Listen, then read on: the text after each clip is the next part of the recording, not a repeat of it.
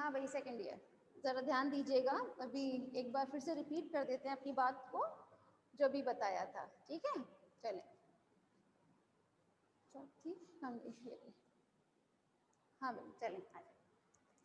अगर हम कॉर्नीबैक्टीरियम डिप्थीरियाई को मारना चाहते हैं, ठीक है, अगर हम इसके जीवाणुओं को मारना चाहते हैं तो उसको किस तरह से मारा जा सकता है? अगर हम उसे 58 डिग्री सेल्सियस पर 10 मिनट के लिए उसे उबाल लें तो उसके जीवाणु मर सकते हैं, क्योंकि इस पर जनरली इस टाइप के नॉर्मल टेम्परेचर का कोई प्रभाव नहीं पड़ता है, ह्यूमिडिटी का कोई प्रभाव नहीं पड़ेगा, ठीक है। अगर उसको मारना है तो इतना डिग्री सेल्सियस चाहिए, ठीक है, क्लियर है। और इतना डिग्री सेल्सियस हमारी बॉडी का टेम्परेचर नहीं हो सकता, हमारा तो जनरली 37 के आसपास रहता है, ठीक है।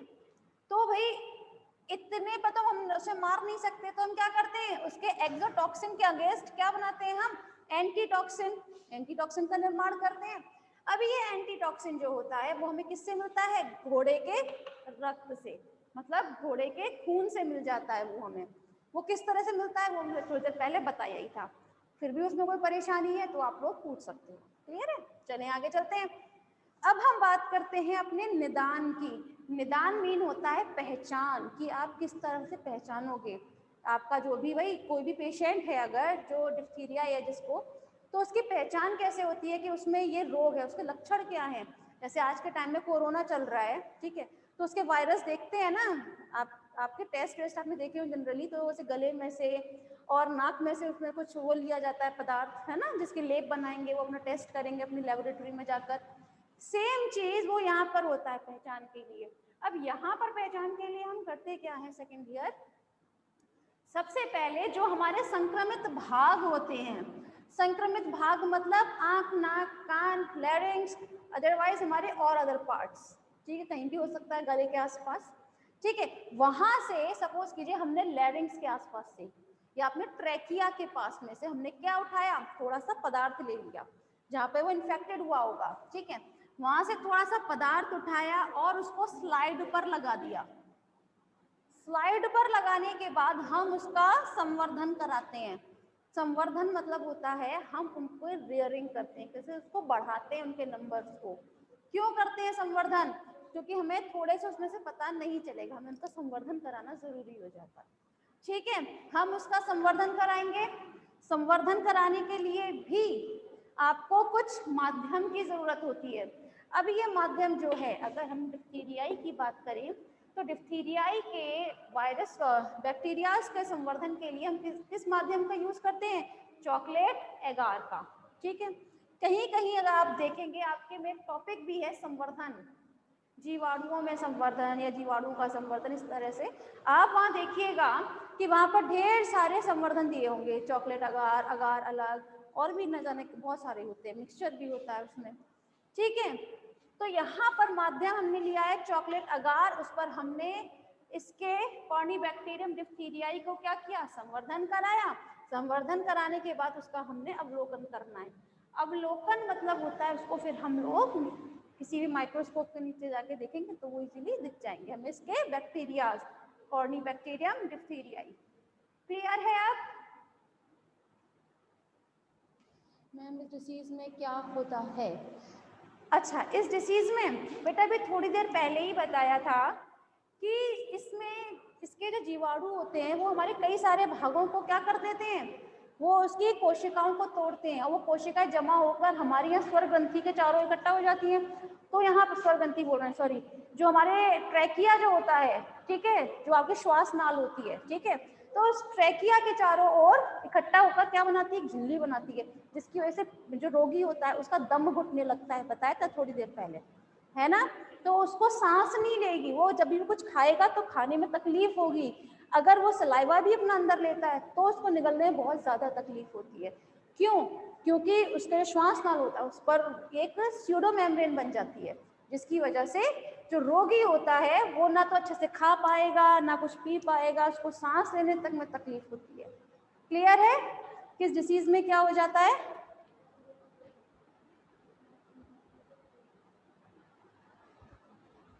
चलें, अब क्लियर है सभी को।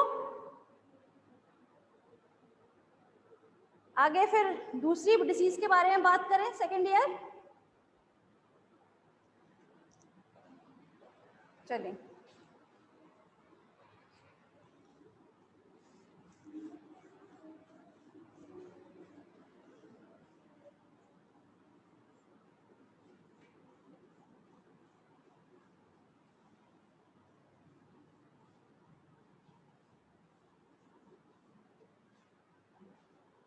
अब जो हमारी नेक्स्ट डिसीज है उसका नाम है लेप्रोसी। लेप्रोसी माने होता है कुष्ठ रोग।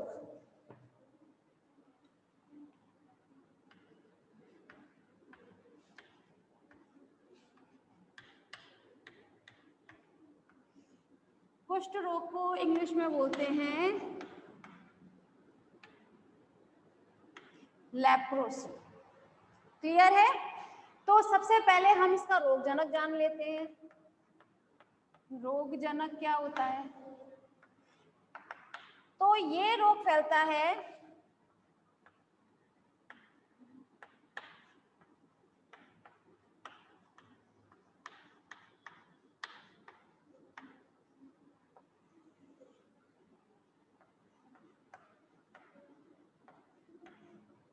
माइकोबैक्टीरियम लेप्रे के थ्रू। इसका जो रोग जनक है वो क्या होता है? Mycobacterium leprae.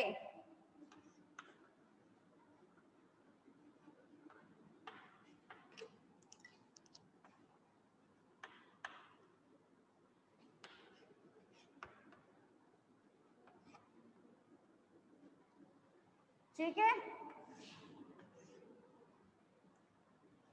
कुष्ठ रोग के बारे में तो सभी को सब कुछ पता होगा भाई। कुष्ठ रोग सब लोग जानते हैं। कुष्ठ रोग होता कैसे, किसके द्वारा फैलता है, सब कुछ सबको पता है, बताने की जरूरत नहीं। आप लोगों जनरली इसके मरीज भी थोड़े बहुत तो जानते होंगे किस तरह दिखते हैं वो।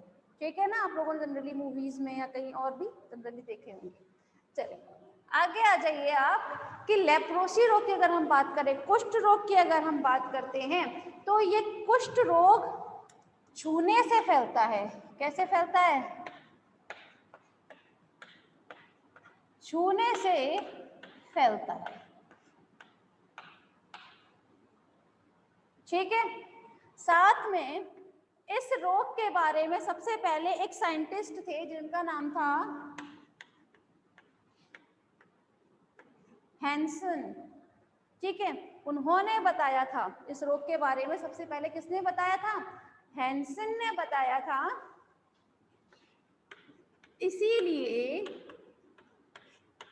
हम इस कुष्ठ रोग को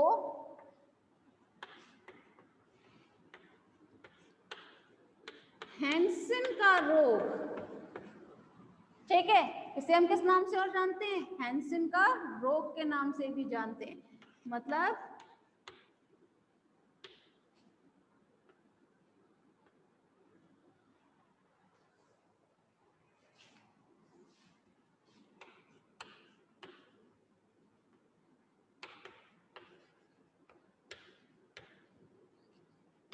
हैंसेंस डिसीज के नाम से भी हम इसे जानते हैं। ठीक है, क्लियर है कि ये रोग किससे फैलता है? माइकोबैक्टीरियम लेप्रे से फैलता है। माइकोबैक्टीरियम लेप्रे के बारे में सबसे पहले किसने बताया था? हैंसन ने बताया था।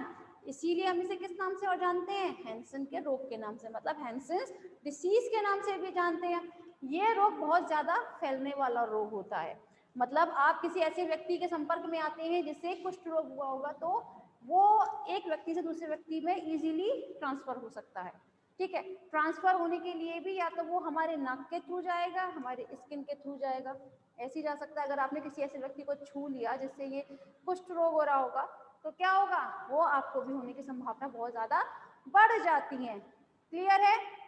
चले अब हम अगर इस रोग जनक के बारे में तो आप लोगों ने सभी ने जान लिया, चलो आगे जानते हैं इसके प्रकार के बारे में।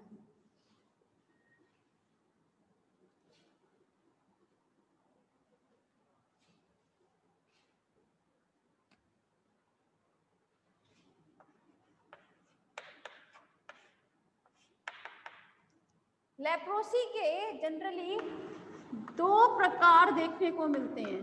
कितने प्रकार?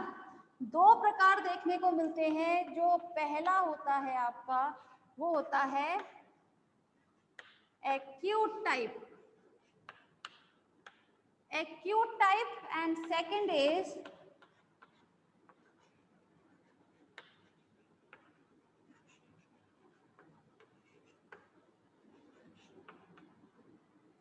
ट्यूबरकुलोइड टाइप। ठीक है, अब इसमें जरा डिफरेंस समझ लीजिए आप।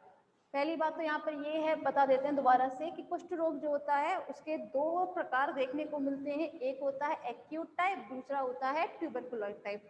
एक्यूट टाइप में क्या होता है, जैसे ही इसके बैक्टीरिया, इसके तो बैक्टीरिया ही है, माइकोबैक्टीरियम बैक्टीरिया ही है, ठीक है, वो भी इसके बैक्टीरिया को एक एसिड पूरा नाम लिख देती हूँ, चलो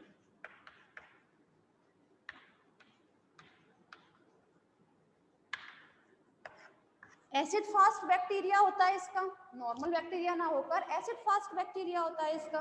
तो ये एसिड फास्ट बैक्टीरिया जो है, जैसे ही किसी होस्ट के शरीर में, मतलब जैसे ही ये किसी पोषक के शरीर में प्रवेश करता है, ठीक है, जैसे ही ये पोषक के शरीर में प्रवेश करेगा तो प्रवेश करने के साथ में ही क्या होता है कि ये उसके ऊतकों, ठीक है, ऊतकों पर हमला करके वहां पर कुछ गांठों का निर्माण कर लेता है। ऊतकों में गांठों का निर्माण कर देता है। क्या करता है, गांठों का निर्माण करता है। अब ये गांठों के निर्माण जब यहाँ हो जाता है, ठीक है, तो ये एक डिसीज होती है जिसे हम बोलते हैं लेप्रोमा, ठीक है। तो ये किस रूप में हमें दिखाई देती है, लेप्रोमा के रूप में दिखाई देती है, ठीक है। एक बार फिर अपनी बात रिपीट कर देती हूँ, इसमें जैसे ही इसके जो बैक्टीरिया हैं वो पोषक के शरीर प्रवेश करेंगे, यहाँ हमने प्रवेश करने की बात कही है, अगर वो प्रवेश करके हमारे ऊतकों पर प्रयोग करते हैं, हमला करते हैं, और वहां पर अगर इसका निर्माण करते हैं, वो गांठों का निर्माण करते हैं, तो वहां पर हम उसे क्या नाम देते हैं, लेप्रोमा, उन गांठों को, ठीक है। तो उन गांठों को जनरली किस किस नाम से जानते हैं, हम उसे जानते हैं लेप्रोमा के नाम से। क्लियर है, चलें। ट्यूबरकुलोइड टाइप, आप लोग, अगर मैंने आपसे बोला था, आप लोगों ने जनरली इसके रोगी देखे होंगे, कुष्ठ रोग के रोगी आप लोगों ने देखे होंगे, टीवी में देखे होंगे, चाहे जैसे भी, ठीक है। तो आपके मन में जो एक इमेज बनती है ना कुष्ठ रोगी की, तो वो टाइप होता है ट्यूबरकुलोइड, वो ये वाला नहीं होता है, ठीक है। फिर से बता रही हूँ, आपने जो रोगी का आपका मन में आता है ना, वो पट्टी वट्टी बांधे रहते हैं ऑल टाइम, उनके हाथ पैर और बहुत वैसे कंडीशन में जो होते हैं, ब्लड निकल रहा होता है उनसे, वो टाइप होता है ट्यूबरकुलोइड टाइप, ट्यूबरकुलोइड सॉरी, ठीक है। ये ट्यूबरकुलोइड टाइप जो होता है, इसमें क्या होता है, इसमें ये ऊतकों में वो नहीं करती है, गांठों का निर्माण नहीं करेगी। ट्यूबरकुलोइड टाइप में इसके जीवाणु जब प्रवेश करेंगे तो इसके जीवाणु त्वचा में व अन्य भागों में, अन्य भाग मतलब हमारे हाथ या पैर, जनरली हाथ पैरों में, ठीक है ना भाई, अन्य भाग मतलब ऊपर की तरफ हमारी त्वचा जो है हाथ पैरों में, ठीक है, उन पर घाव बनाते हैं, जिसमें से क्या निकलता है, जिसमें से ब्लड निकलता है जनरली, और जिनका आपने देखा होगा पट्टियां बांधे रहते हैं बेचारे ऑल टाइम, ठीक है ना। समझ में आया यहाँ पर ये चीज, क्लियर है सभी को। एक्यूट टाइप, ट्यूबरकुलोइड टाइप, ठीक है। अब इन दोनों में डिफरेंस क्या है, डिफरेंस में यहाँ पर एक बार फिर क्लियर कर देती हूँ। यहाँ पे जो आपका एक्यूट टाइप था, वो जीवाणु प्रवेश करने के बाद ऊतकों में गांठों का निर्माण करते हैं, ऊतकों में गांठों का निर्माण करते हैं, और उन गांठों को हम नाम देते थे लेप्रोमा। लेकिन ट्यूबरकुलोइड में जस्ट क्या होता है, वहां पर ऊतकों में ना जाकर क्या करते हैं, वो हमारी त्वचा के ऊपर घाव बना देते हैं। त्वचा भी कहाँ आप लोगों ने जनरली देखे होगी, हाथ पैर यहाँ पर, ठीक है, क्लियर है। अब चलें, इसके बाद अगर हम इनके उपचार की बात करें, ठीक है, अगर हम इनके उपचार की बात करते हैं तो इसके उपचार के लिए जनरली जो दवाई यूज होती है वो होती है DDS, ठीक है, याद रखिएगा क्लास, कभी कभी 1 मार्क में आ सकता है। DDS बताइए किस बीमारी में यूज होता है, DDS की फुल फॉर्म बताएं। इस टाइप से कभी भी आ सकता है, डिसीज के बारे में आप लोगों को थोड़ा सा भी एक हिंट दिया जाएगा किस तरह से आपको तैयार करनी है, ठीक है। DDS की फुल फॉर्म होती है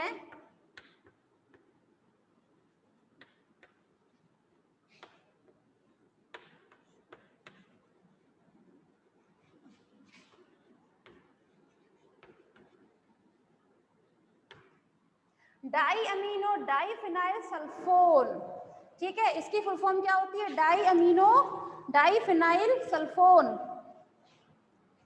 क्लियर है? ये इसका आप नाम याद कीजिएगा। इंग्लिश में यहाँ पर इसीलिए लिखा जाता है भाई, ये पहली बात तो ये ई लिखा है, एल मत समझ लेना, ठीक है, इसलिए लिखा जाता है जिससे आप लोग वहां पर इनकी फुल फॉर्म लिख कर आए, ठीक है, क्योंकि भाई जब आपके में चेक करेगा तो इन पर इम्पैक्ट बहुत अच्छा पड़ता है चेक करने वाले पर, इसलिए ठीक है। इसे जनरली हम DDS को डाई अमीनो डाईफिनाइल सल्फोन को हम एक नाम से और जानते हैं, वो है डेप्सोन। किस नाम से जानते हैं हम इसे? डेप्सोन के नाम से जानते हैं, ठीक है, क्लियर है? यहाँ पर एक एक दवा का नाम बताया जा रहा है जो जो इम्पोर्टेंट है। जैसे आप लोग इसका भी आप अच्छे से तैयार कर लेना, समझ लो आप बहुत अच्छे से तैयार कर लिया।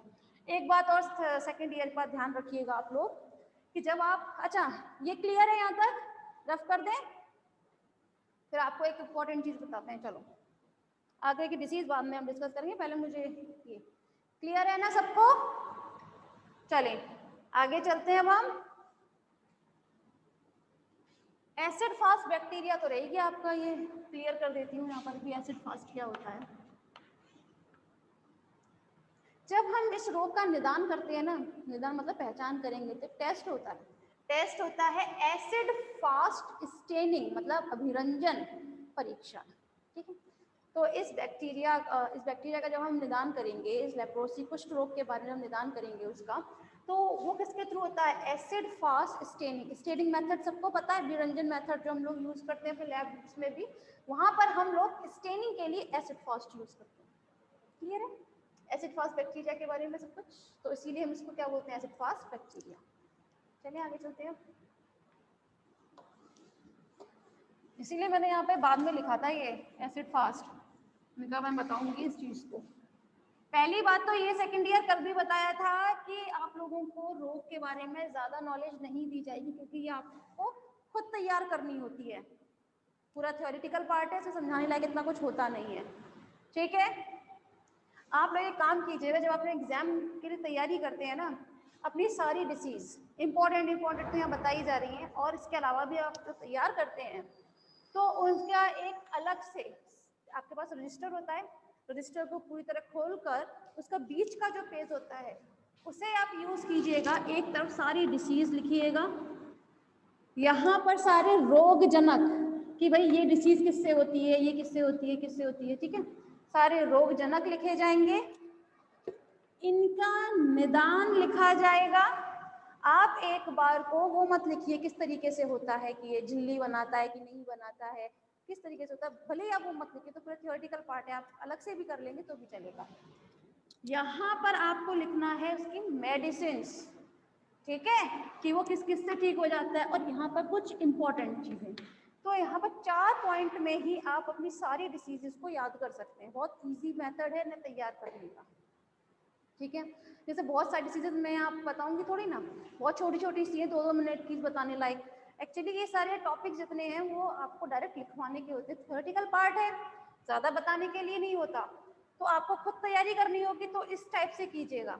आप एक बार देखेंगे अपने उस रजिस्टर को तो इस तरह से पूरा कर ले जाएंगे, है ना। तो आपको बहुत ईजी में बताया जा रहा है। चलिए अपने नेक्स्ट डिसीज की तरफ बढ़ते हैं, अपने नए रोग की तरफ बढ़ते हैं। नया रोग है आज हमारा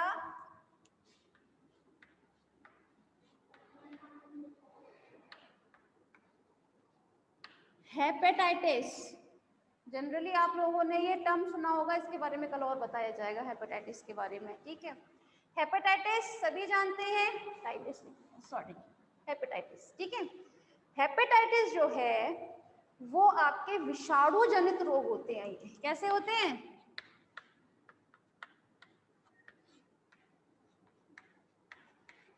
विषाणु जनित रोग है, मतलब ये रोग जो है हेपेटाइटिस किससे फैलता है? विषाणुओं के द्वारा फैलता है। अब ये एक बात समझ लीजिए, इसके 6 प्रकार होते हैं हेपेटाइटिस के।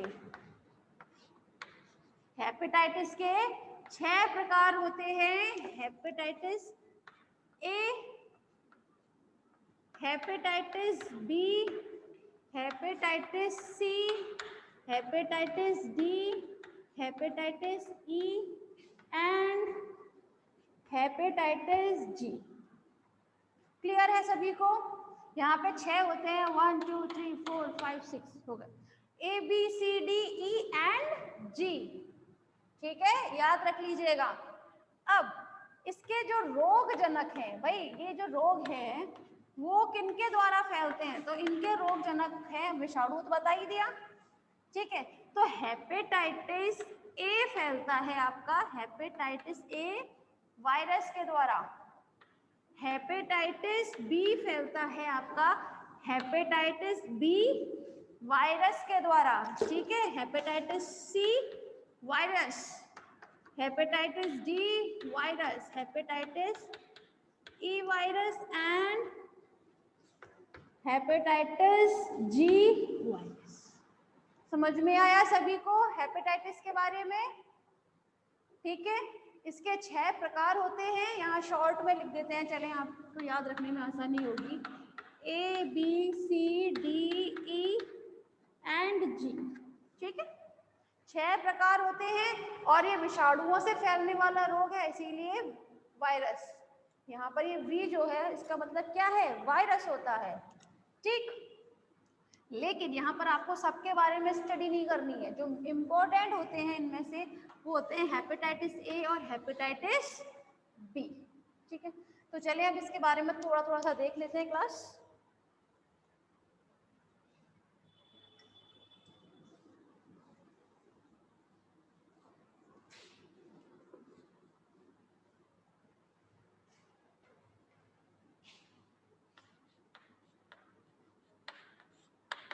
Hepatitis A and hepatitis B.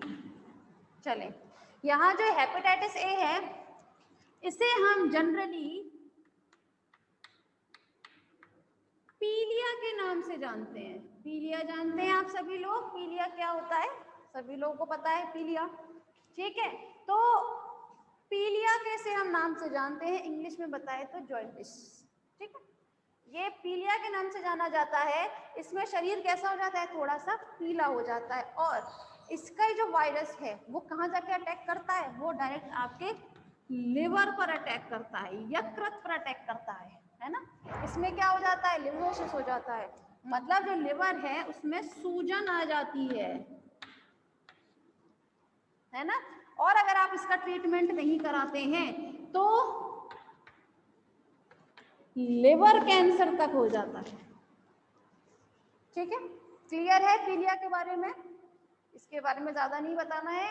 Hepatitis A रोग जो है उसे हम किस नाम से जानते हैं? पीलिया के नाम से जानते हैं। पीलिया को इंग्लिश में जॉइंटिस बोलते हैं।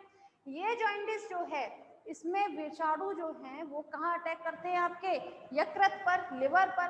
लिवर में अगर हम इसका ट्रीटमेंट नहीं कराएं इस टाइम से तो पैर तो धीरे धीरे सूजन होगी, सूजन होते होते धीरे धीरे वो एक कैंसर का रूप ले लेती है।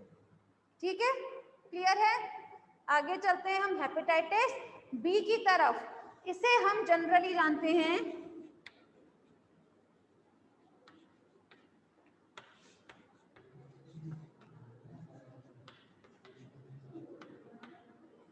सीरम ए हेपेटाइटिस के नाम से। इसे हम किस नाम से जानते हैं? सीरम ए हेपेटाइटिस के नाम से इसे हम जानते हैं।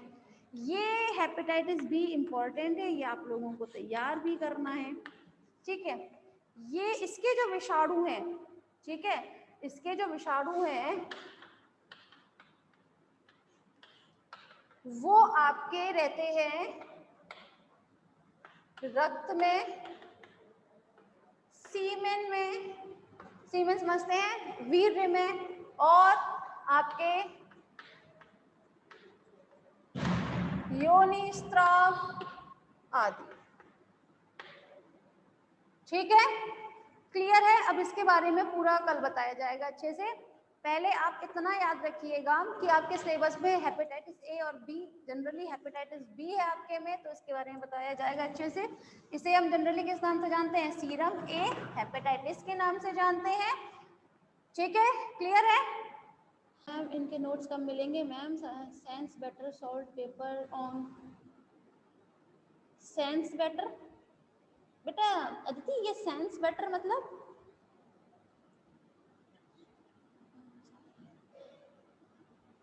मैं इस सेंस का मतलब नहीं समझ पा रही हूँ, सच बताऊँ तो सेंस का मतलब क्या है यहाँ पर क्लियर कर लें आप, और इनके नोट्स आप तक मंडे तक आ जाएंगे, ठीक है, खुश लेकिन हाँ तैयार कीजिएगा अपना अच्छे से। चलें तो एक काम करते हैं, इसके बारे में फिर नेक्स्ट मीटिंग में बताया जाएगा।